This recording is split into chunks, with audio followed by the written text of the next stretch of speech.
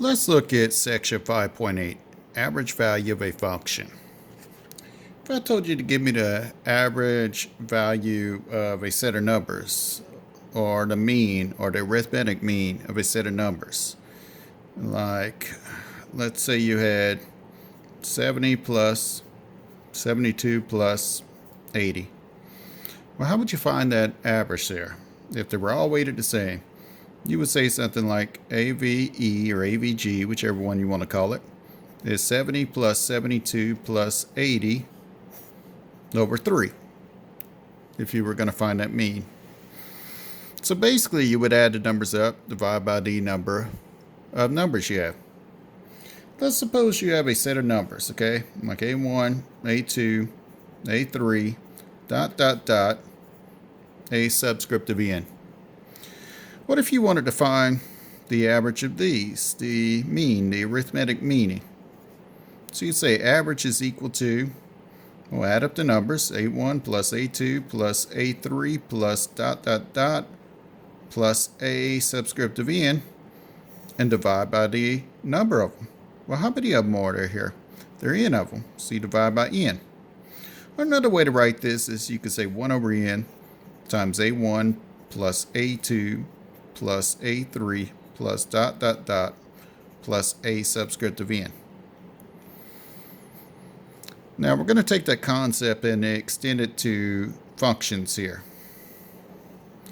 Let's say that we have some kind of function here drawn, x and y axis, and we have, I don't know, y is equal to f of x or our function.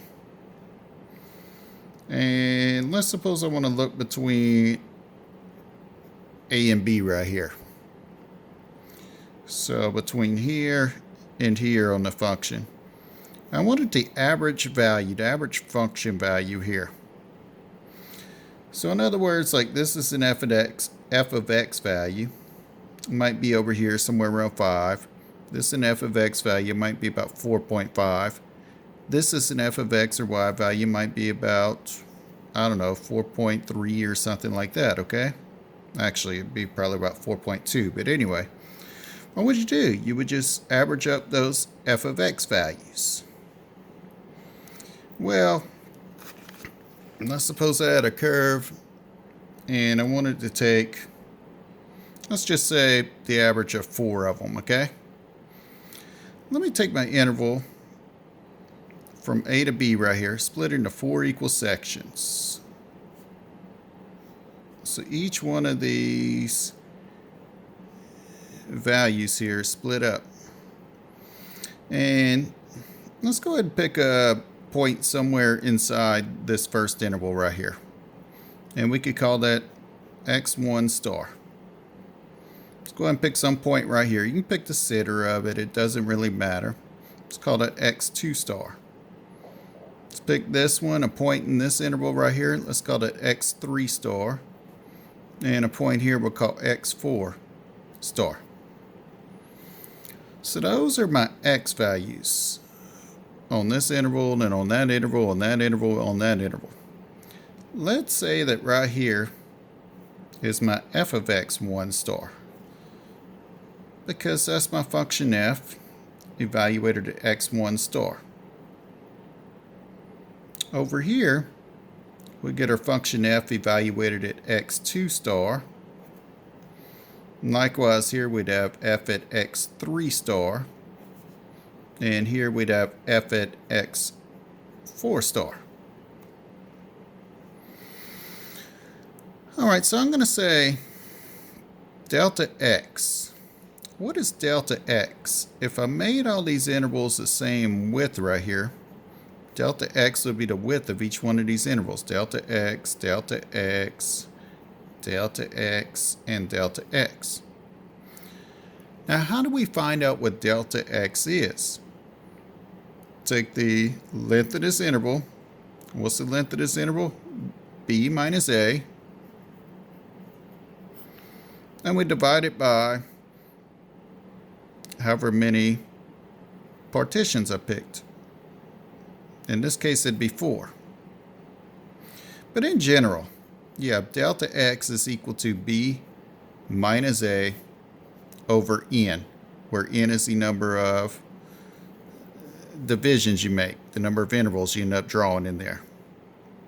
All right, so this wouldn't be real hard for 4 f of x values to find the average. So I'd say like AVE is equal to, I could go ahead and say f at x1 star plus f at x2 star plus f at x3 star plus f at x4 star divided by 4. Or I could say 1/4 times the sum of this stuff times the sum of f at x star. And what's changing? You subscript in each one. So I'm going to call that k. I'm going to say k starts at 1 and ends up at 4. That's another way I could write the average of those. So that's the average function value, or the average f of x value, if I pick 4 points on this interval right here.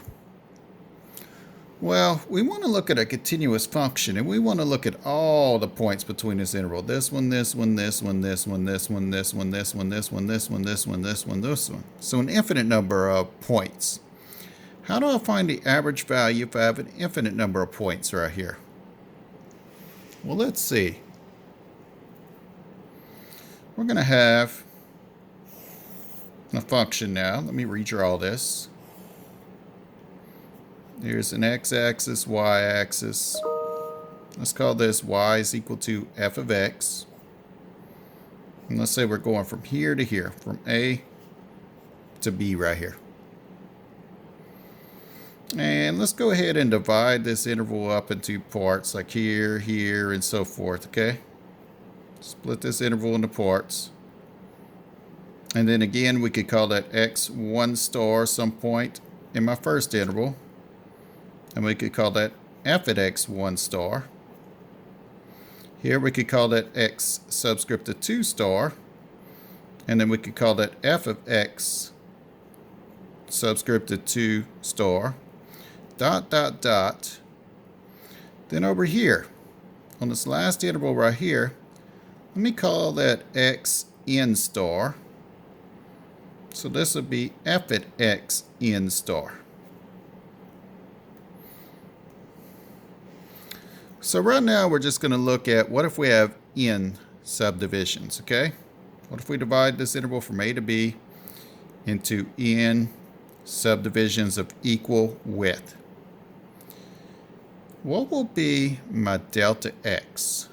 What will be my width of each one of these subdivisions here? Be the length of the interval, b minus a, over the number of divisions I made. Well, I said divide into n. So how would I find the average here? The average of my f of x values. Well, what do we say up here? It's really what? All these f of x values divided by the number of them. So I could say f at x1 star plus f at x2 star plus f at x3 star plus so forth, okay? Plus f at x n star, all divided by the total number, which is n. Or I could do a rewrite. I could say that's 1 over n times the sum of my f at x stars, where my star value changes. I'm sorry, not my star value, my subscript changes. So I call that k. Where does k start at now? Starts at 1. Goes all the way to what? N. All right. Well, 1 over n. Let's make a substitution based off of this part right here. For 1 over n, let's call that something else. So if I have delta x is equal to b minus a over n, I can multiply both sides by n. I could say n times delta x is is equal to b minus a. And I could say n is equal to b minus a over delta x, if I divide both sides by delta x. I could look at this as n over 1, but I want 1 over n. So wouldn't 1 over n just be the reciprocal, delta x over b minus a? So over here I could say that's, instead of 1 over n, I could say is delta x over b minus a, times the sum, where k starts at 1, goes to n, of f of x k star.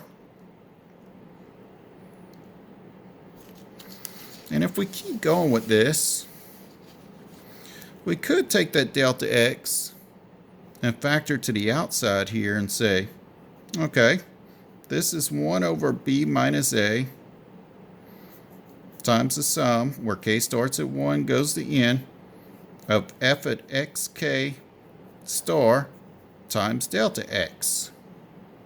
Just move the delta x over here. It's some constant. Remember, it's just a width here, so I can move it inside. Now, what does this give me? This gives me the average for n number of f of x values. What do I want the average for all the f of x values? Like all of them on this curve. Oh, what if I want them for all of them on this curve? What do? I'm going to look at FAVE, the average of all my f of x values. It's going to be the limit as n approaches infinity of 1 over b minus a times the sum, where k starts at 1, goes to n, of f of x k star times delta x. And this is just some constant, so I could pull it out to the front, and I could say that's 1 over b minus a times the limit as n approaches infinity of the sum, starts at 1, goes to n, of f at xk star delta x. And that's 1 over b minus a. What does this limit look just like? That looks just like the integral. The integral of f of x. Remember, this part just turns into f of x, and delta x becomes dx. And that's from a to b by the definition of a limit. So what do we have with all this mess? The average of a function is given by this formula right here.